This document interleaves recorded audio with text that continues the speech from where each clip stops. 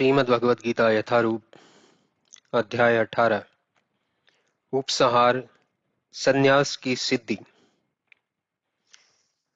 अर्जुन ने कहा, हे महाबाहु, मैं त्याग का उद्देश्य जानने का इच्छुक हूं। और हे केशी निषूदन, हे ऋषिकेश, मैं त्यागमय जीवन अर्थात संन्यास आश्रम का भी उद्देश्य जानना चाहता हूं। भगवान ने कहा, भौतिक इच्छा पर आधारित कर्मों के परित्याग को विद्वान लोग संन्यास कहते हैं और समस्त कर्मों के फल त्याग को बुद्धिमान लोग त्याग कहते हैं। कुछ विद्वान घोषित करते हैं कि समस्त प्रकार के सकाम कर्मों को दोषपूर्ण समझकर त्याग देना चाहिए, किंतु अन्य विद्वान मानते हैं कि यज्ञ, दान तथा तपस्या के कर्मों को कभी नहीं त्यागना चाहिए। हे भरत श्रेष्ठ, अब त्याग के विषय में मेरा निर्णय सुनो। शास्त्रों में त्याग 3 तरह का बताया गया है: यज्ञ, दान तथा तपस्या। यज्ञ, दान तथा तपस्या के कर्मों का कभी परित्याग नहीं करना चाहिए, उन्हें अवश्य संपन्न करना चाहिए। निसंदेह यज्ञ, दान तथा तपस्या महात्माओं को भी शुद्ध बनाते हैं। इन सारे कार्यों को किसी प्रकार की आसक्ति या फल की आशा के बिना संपन्न करना चाहिए। हे प्रथापुत्र, इन्हें कर्तव्य मानकर संपन्न किया जाना चाहिए। यही मेरा अंतिम मत है। निर्दिष्ट कर्तव्यों को कभी नहीं त्यागना चाहिए। यदि कोई मोहवश अपने नियत कर्मों का परित्याग कर देता है तो ऐसे त्याग को तामसी कहा जाता है। जो व्यक्ति नियत कर्मों को कष्टप्रद समझकर या शारीरिक क्लेश के भय से त्याग देता है, उसके लिए कहा जाता है कि उसने यह त्याग रजोगुण में किया है। ऐसा करने से कभी त्याग का उच्च फल प्राप्त नहीं होता। हे अर्जुन, जब मनुष्य नियत कर्तव्य को करणीय मानकर करता है और समस्त भौतिक संगति तथा फल की आसक्ति को त्याग देता है तो उसका त्याग सात्विक कहलाता है। सतोगुण में स्थित बुद्धिमान त्यागी, जो न तो अशुभ कर्म से घृणा करता है न शुभ कर्म से लिप्त होता है, वह कर्म के विषय में कोई संशय नहीं रखता।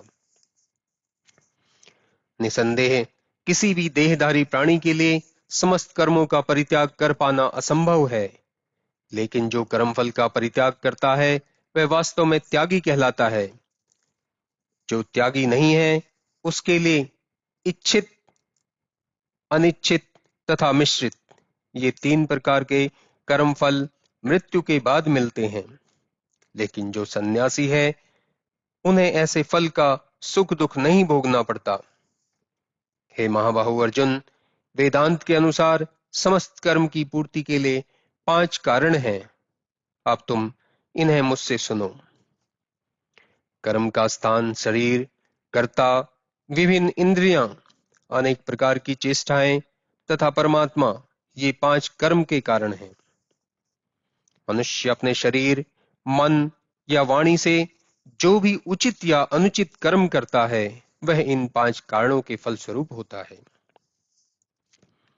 अतएव जो इन 5 कारणों को न मानकर अपने आप को ही एकमात्र कर्ता मानता है वह निश्चय ही बहुत बुद्धिमान नहीं होता और वस्तुओं को सही रूप में नहीं देख सकता।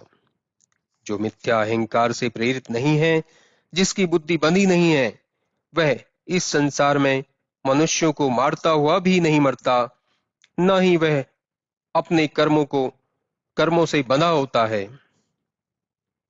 ज्ञान, ज्ञेय तथा ज्ञाता, ये तीनों कर्म को प्रेरणा देने वाले कारण हैं। इंद्रियां, कर्म तथा कर्ता, ये 3 कर्म के संघटक हैं। प्रकृति के 3 गुणों के अनुसार ही ज्ञान, कर्म तथा कर्ता के 3 भेद हैं। अब तुम मुझसे इन्हें सुनो। जिस ज्ञान के अनंत रूपों में विभक्त सारे जीवों में एक ही अविभक्त आध्यात्मिक प्रकृति देखी जाती है, उसे ही तुम सात्विक जानो। जिस ज्ञान से कोई मनुष्य विभिन्न शरीरों से भिन्न भिन्न प्रकार का जीव देखता है, उसे तुम राजसी जानो। और वह ज्ञान जिससे मनुष्य किसी एक प्रकार के कार्य को, जो अति तुच्छ है, सब कुछ मानकर सत्य को जाने बिना उसमें लिप्त रहता है, तामसी कहा जाता है। जो कर्म नियमित है और जो आसक्ति, राग या द्वेष से रहित कर्म फल की चाह के बिना किया जाता है, वह सात्विक कहलाता है। लेकिन जो कार्य अपनी इच्छा पूर्ति के निमित्त प्रयास पूर्वक एवं मिथ्या अहंकार के भाव से किया जाता है, वह रजोगुणी कहा जाता है। जो कर्म मोहवश शास्त्रीय आदेशों की अवहेलना करके तथा भावी बंधन की परवाह किए बिना या हिंसा अथवा अन्यों को दुख पहुंचाने के लिए किया जाता है, वह तामसी कहलाता है। जो व्यक्ति भौतिक गुणों के संसर्ग के बिना अहंकार रहित संकल्प तथा उत्साह पूर्वक अपना कर्म करता है और सफलता अथवा असफलता में अविचलित रहता है, वह सात्विक कर्ता कहलाता है। जो कर्ता कर्म तथा कर्म फल के प्रति आसक्त होकर फलों का भोग करना चाहता है तथा जो लोभी, सदैव ईर्ष्यालु, अपवित्र और सुख दुख से विचलित होने वाला है, वह राजसी कहा जाता है। जो कर्ता सदा शास्त्रों के आदेशों के विरुद्ध कार्य करता रहता है, जो भौतिकवादी, हठी, कपटी तथा अन्यों का अपमान करने में पटु है तथा जो आलसी, सदैव खिन्न तथा काम करने में दीर्घ सूत्री है, वह तमोगुणी कहलाता है। हे धनंजय, अब मैं प्रकृति के तीनों गुणों के अनुसार तुम्हें विभिन्न प्रकार की बुद्धि तथा धृति के विषय में विस्तार से बताऊंगा, तुम इसे सुनो। हे प्रथापुत्र, वह बुद्धि सतोगुणी है जिसके द्वारा मनुष्य यह जानता है कि क्या करणीय है और क्या नहीं है, किससे डरना चाहिए, किससे नहीं, क्या बांधने वाला है और क्या मुक्ति देने वाला है। हे प्रथापुत्र, जो बुद्धि धर्म तथा अधर्म, करणीय तथा अकरणीय कर्म में भेद नहीं कर पाती, वह राजसी है। जो बुद्धि मोह तथा अहंकार के वशीभूत होकर अधर्म को धर्म और धर्म को अधर्म मानती है और सदैव विपरीत दिशा में प्रयत्न करती है, हे पार्थ, वह तामसी है। हे प्रथापुत्र, जो अटूट है, जिसे योगाभ्यास द्वारा अचल रहकर धारण किया जाता है और जो इस प्रकार मन, प्राण तथा इंद्रियों के कार्यकलापों को वश में रखती है, वह घृति सात्विक है। लेकिन हे अर्जुन, जिस घृति से मनुष्य धर्म, अर्थ तथा काम के फलों में लिप्त बना रहता है, वह राजसी है। हे पार्थ, जो घृति स्वप्न, भय, शोक, विषाद तथा मोह से परे नहीं जाती, ऐसी दुबुद्धिपूर्ण घृति तामसी है। हे भरत श्रेष्ठ, अब मुझसे 3 प्रकार के सुखों के विषय में सुनो, जिनके द्वारा बद्ध जीव भोग करता है और जिसके द्वारा कभी कभी दुखों का अंत हो जाता है। जो प्रारंभ में विष जैसा लगता है लेकिन अंत में अमृत के समान है और जो मनुष्य में आत्म साक्षात्कार जगाता है, वह सात्विक सुख कहलाता है। जो सुख इंद्रियों द्वारा उनके विषयों के संसर्ग से प्राप्त होता है और जो प्रारंभ में अमृत तुल्य तथा अंत में विष तुल्य लगता है, वह रजोगुणी कहलाता है। तथा जो सुख आत्म साक्षात्कार के प्रति अंधा है, जो प्रारंभ से लेकर अंत तक मोह कारक है और जो निद्रा, आलस्य तथा मोह से उत्पन्न होता है, वह तामसी कहलाता है। इस श्लोक में स्वर्ग लोकों में या देवताओं के मध्य में कोई भी ऐसा व्यक्ति विद्यमान नहीं है जो प्रकृति के 3 गुणों से मुक्त हो। हे परंतप, ब्राह्मणों, क्षत्रियों, वैश्यों तथा शूद्रों में प्रकृति के गुणों के अनुसार उनके स्वभाव द्वारा उत्पन्न गुणों के द्वारा भेद किया जाता है। शांति प्रियता, आत्मसंयम, तपस्या, पवित्रता, सहिष्णुता, सत्यनिष्ठा, ज्ञान, विज्ञान तथा धार्मिकता, ये सारे स्वाभाविक गुण हैं जिनके द्वारा ब्राह्मण कर्म करते हैं। वीरता, शक्ति, संकल्प, दक्षता, युद्ध में धैर्य, उदारता तथा नेतृत्व ये शत्रु के स्वाभाविक गुण हैं।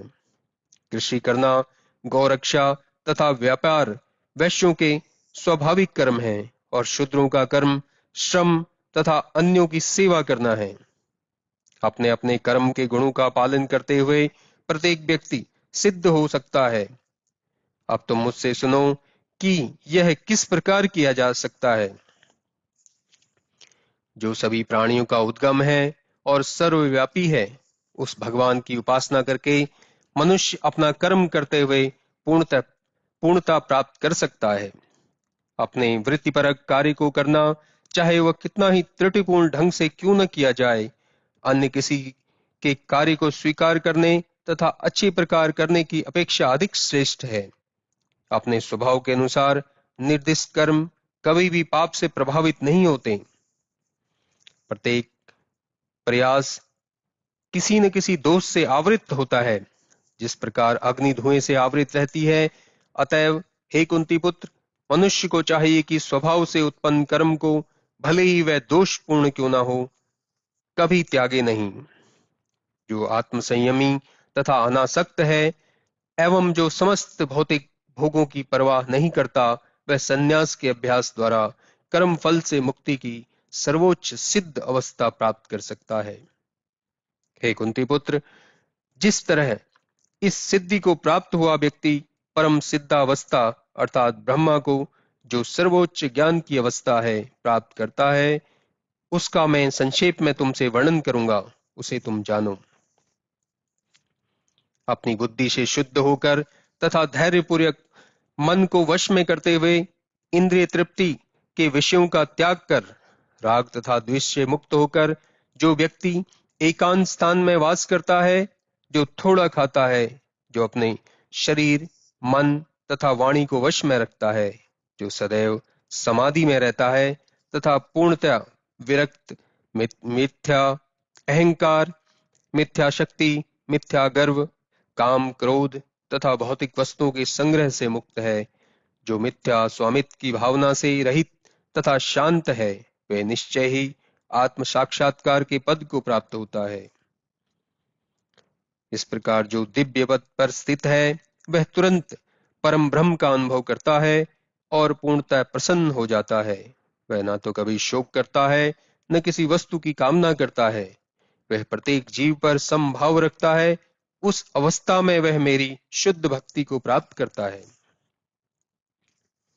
केवल भक्ति से मुझ भगवान को यथारूप में जाना जा सकता है। जब मनुष्य ऐसी भक्ति से मेरे पूर्ण भावनामृत में होता है, तो वह वैकुंठ जगत में प्रवेश कर सकता है। मेरा शुद्ध भक्त मेरे संरक्षण में समस्त प्रकार के कार्यों में संलग्न रहकर भी मेरी कृपा से नित्य तथा अविनाशी धाम को प्राप्त होता है।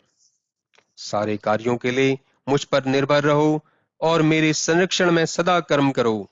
ऐसी भक्ति में मेरे प्रति पूर्णतः सचेत रहो। यदि तुम मुझसे भावना भावित होंगे, तो मेरी कृपा से तुम बद्ध जीवन के सारे अवरोधों को लांघ जाओगे। लेकिन यदि तुम मिथ्या अहंकारवश ऐसी चेतना में कर्म नहीं करोगे और मेरी बात नहीं सुनोगे, तो तुम विनिष्ट हो जाओगे। यदि तुम मेरे निर्देशानुसार कर्म नहीं करते और युद्ध में प्रवृत्त नहीं होते, तो तुम कुमार्ग पर जाओगे। तुम्हें अपने स्वभाववश युद्ध में लगना होगा। इस समय तुम मोहवश मेरे निर्देशानुसार कर्म करने से मना कर रहे हो।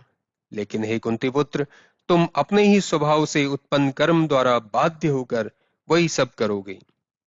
हे अर्जुन, परमेश्वर प्रत्येक जीव के हृदय में स्थित है और भौतिक शक्ति से निर्मीह यंत्र में सवार की भांति बैठे समस्त जीवों को अपनी माया से घुमा रहे हैं। हे भारत, सब प्रकार से उसी की शरण में जाओ। उसकी कृपा से तुम परम शांति को तथा परम नित्य धाम को प्राप्त करोगे। इस प्रकार मैंने तुम्हें बहुत गुप्त ज्ञान बता दिया। इस पर पूरी तरह से मनन करो और तब जो चाहो सो करो। क्योंकि तुम मेरे अत्यंत प्रिय मित्र हो, अतएव मैं तुम्हें अपना परम आदेश, जो सर्वाधिक गूढ़ ज्ञान है बता रहा हूं, इसे अपने हित के लिए सुनो। सदैव मेरा चिंतन करो, मेरे भक्त बनो, मेरी पूजा करो और मुझे नमस्कार करो। इस प्रकार तुम निश्चित रूप से मेरे पास आओगे, मैं तुम्हें वचन देता हूं, क्योंकि तुम मेरे परम प्रिय मित्र हो। समस्त प्रकार के धर्मों का परित्याग करो और मेरी शरण में आओ, मैं समस्त पापों से तुम्हारा उद्धार कर दूंगा। डरो मत। यह गूढ़ ज्ञान उनको कभी भी न बताया जाए जो न तो संयमी है, न एकनिष्ठ, न भक्ति में रत है, न ही उसे जो मुझसे द्वेष करता हो। जो व्यक्ति भक्तों को यह परम रहस्य बताता है, वह शुद्ध भक्ति को प्राप्त करेगा और अंत में वह मेरे पास वापस आएगा।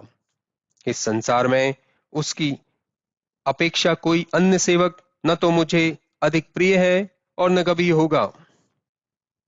और मैं घोषित करता हूं कि जो हमारे इस पवित्र संवाद का अध्ययन करता है, वह अपनी बुद्धि से मेरी पूजा करता है, और जो श्रद्धा समेत तथा द्वेष रहित होकर इसे सुनता है, वह सारे पापों से मुक्त हो जाता है और उन शुभ लोकों को प्राप्त होता है जहां पुण्यात्माएं निवास करती हैं। हे प्रतापुत्र, हे धनंजय, क्या तुमने इसे एकाग्र चित्त होकर सुना?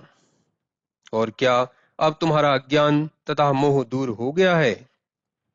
अर्जुन ने कहा, हे कृष्ण, हे अच्युत, अब मेरा मोह दूर हो गया। आपके अनुग्रह से मुझे मेरी स्मरण शक्ति वापस मिल गई। अब मैं संशय रहित तथा दृढ़ हूं और आपके आदेशानुसार कर्म करने के लिए उद्यत हूं। संजय ने कहा, इस प्रकार मैंने कृष्ण तथा अर्जुन इन दोनों महापुरुषों की वार्ता सुनी और यह संदेश इतना अद्भुत है कि मेरे शरीर में रोमांच हो रहा है। व्यास की कृपा से मैंने ये परम गूढ़ बातें साक्षात योगेश्वर कृष्ण के मुख से अर्जुन के प्रति कही जाती हुई सुनी। हे राजन, जब मैं कृष्ण तथा अर्जुन के मध्य हुई यह आश्चर्यजनक तथा पवित्र वार्ता का बारंबार स्मरण करता हूं, तो प्रतिक्षण आह्लाद से गदगद हो उठता हूं। हे राजन, भगवान कृष्ण के अद्भुत रूप का स्मरण करते ही मैं अधिकाधिक आश्चर्यचकित होता हूं और पुनः पुनः हर्षित होता हूं। जहां योगेश्वर कृष्ण है और जहां परम धनुर्धर अर्जुन है, वही ऐश्वर्य, विजय, अलौकिक शक्ति तथा नीति भी निश्चित रूप से रहती है, ऐसा मेरा मत है।